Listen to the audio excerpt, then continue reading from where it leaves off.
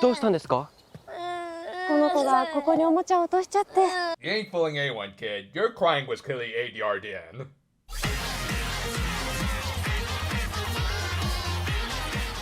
We continued right from where we left off last week, with Shoma being taken by a mysterious grand newt. He woke up in his junk-filled hideout and quickly tried to fight the somewhat evil yet pretty jolly-looking old alien. Like seriously, Shoma, I get that you've met nothing but hostiles from your race, but you don't have to fly off the handle that fast. And sure enough, he was someone who recognized him and his stomach from a young age. 父さんの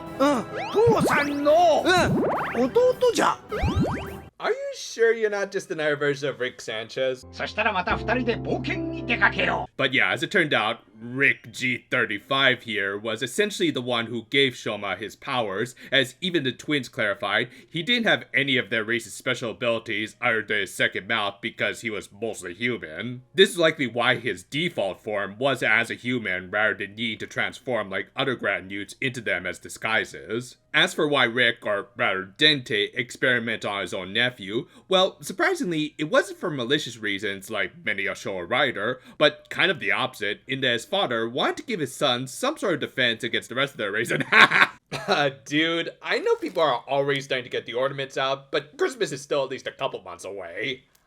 Anyway, he was trying to give him the power to create familiars like his siblings, who in an earlier scene we could see how they basically created their agents the same way he made his Gochuzos. So yeah, somehow this and this are supposed to be like the same kind of thing. That makes sense to me. Apparently, Dente's experiment seemingly failed at first, but having bonded with his nephew over that time, he decided to go down to Earth and learn more about the humans, leading to him putting on a little weight after getting addicted to the dark treats of our planet. Well, that and his suit actor, Jiro Okamoto, is notorious for having a significant beer belly that makes it hard for him to go back and play some of his skinnier roles.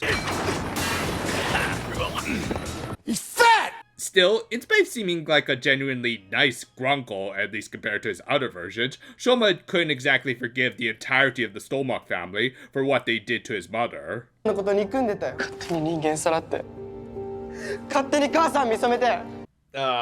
I know I already said this, but the show that aired right before this was this.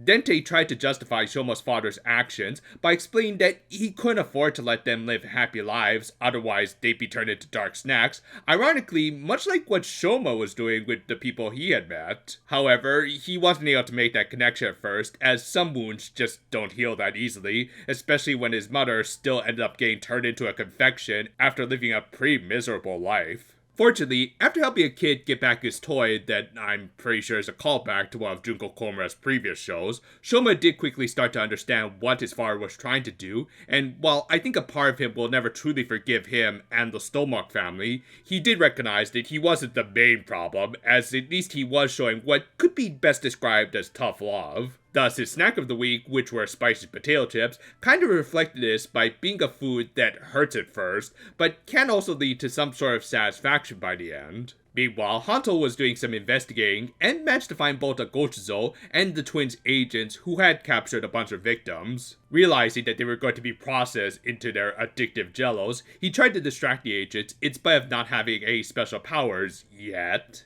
As a result, he did get beat up for his heroism, but it wasn't for nothing, as Shoma soon arrived whilst he was conveniently KO'd. Yeah, a little overly plot convenient that he arrived just at the right time, but I'll give it a pass, as we also did get this great little bit of visual storytelling, where Hanto woke up and wanted to get his camera out to tail them, but instead turned back and realized that he needed to prioritize saving the compressed victims. It's a great way of highlighting his sense of heroism, as he was also giving up his chance to learn more about the Grand Newt, and in turn what happened to his mother. Back with Shoma, he of course used his new Gochuzo, which, like his soda gummy variant, strengthened one of his base forms, in this case of course the Zaku Zaku chips, which turned them into flaming chips. Oh, hot, hot, hot, hot!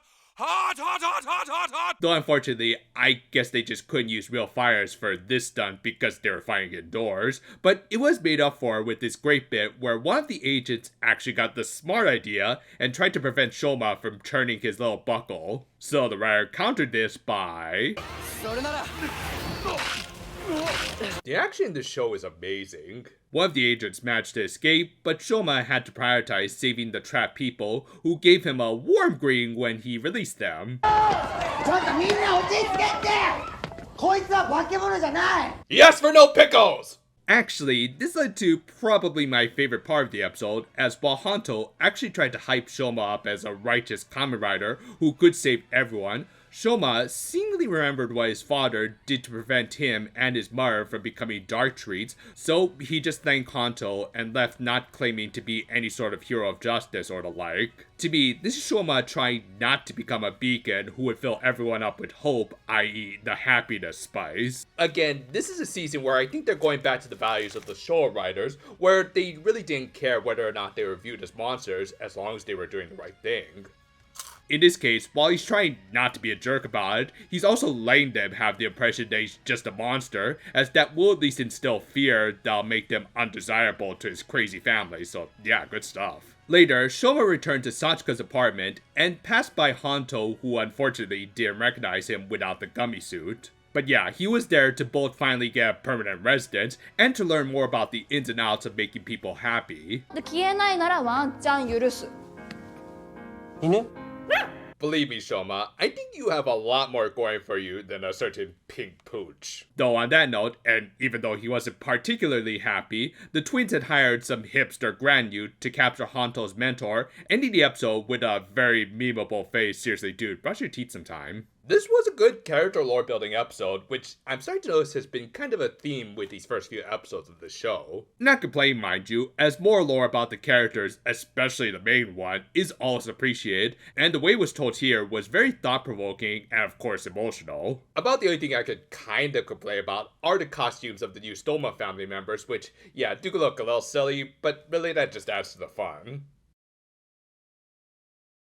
While I wasn't too surprised by Shoma turning out to be a member of the Stolbach family, as I think there was more than enough adequate foreshadowing towards that twist, I was genuinely surprised that there were good members of his crazy-ass family aside from his father, though even this episode painted him in a little bit more of a grayer light. I think it's been a great concept to have it so that the protagonists of the story can't afford to have characters be entirely happy, lest they become tasty-looking targets to the Granutes. Though, even amongst that race, they generally don't seem like they're interested in eating humans, as this show clearly portrays the Dark Treat as being like Coco for them. But yeah, so far, Grunkle Dente seems like a pretty fun character who I want to see more of, as he could even add more to Shoma's backstory, which continues to be a mostly depressing little romp, though it does get us more invested in his plight. And this was told with some great visual storytelling, with the suit actors for Gavv and his father really getting across their reluctance in not wanting others to become too happy.